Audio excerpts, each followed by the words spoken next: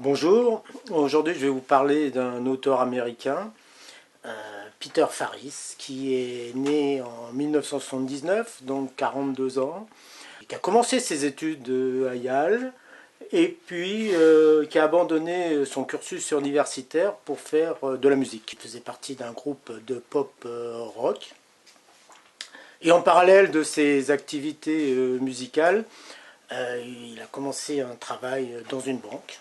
Laquelle banque a été attaquée par, par un bandit qui, bien qu'armé, n'a jamais sorti son pistolet. Et ce souvenir a laissé des traces, l'a marqué, et il s'était promis d'utiliser ce fait, cette anecdote, dans son roman, dans ses romans. Il a publié 3 romans jusqu'à présent.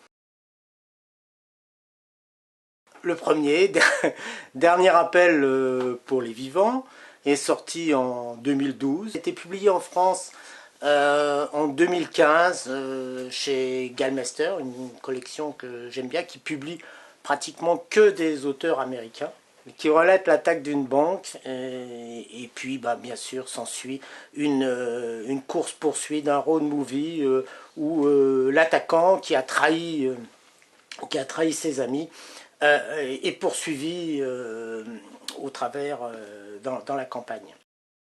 Le deuxième roman, celui que j'ai préféré, c'est Le diable en personne, qui est sorti, il est sorti en édition de poche en 2018, je crois, a récupéré plein de prix, enfin 4 prix.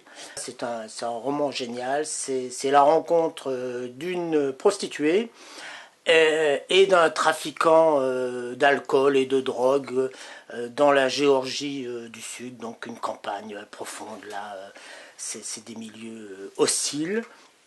Le trafiquant de drogue protège la prostituée qui est poursuivie par la mafia, et il s'ensuit des courses-poursuites, c'est extraordinaire, et à la fin, la prostituée est sauvée, définitivement sauvée, parce que le bootlegger a réussi à tuer toute la mafia, donc ça dézingue à tout va, et c'est très, très marrant. Le dernier roman, un peu différent, Peter Farris, Les Mangeurs d'Argile. Alors ça se passe toujours là où habite l'auteur, donc en Géorgie du Sud, dans des endroits paumés encore. Et là, c'est une histoire d'amitié, d'abord de perte, on dira, puisque c'est un enfant qui perd son père, lequel père, il va le découvrir lors d'une rencontre avec un gars qui est en cavale. Il va le découvrir que son père n'est pas mort accidentellement, mais a été tué parce que on a envie de son héritage, on veut son héritage. Ça se passe entre cette nouvelle amitié entre un gamin et quelqu'un qui est poursuivi par le FBI, par la justice, pour avoir fait des attentats, et puis la famille de la mère de l'enfant et le beau-père, l'oncle de l'enfant, qui eux sont un peu sont les méchants quoi dans l'histoire. Et donc voilà, c'est toute l'histoire de ce jeune. Très intéressant aussi.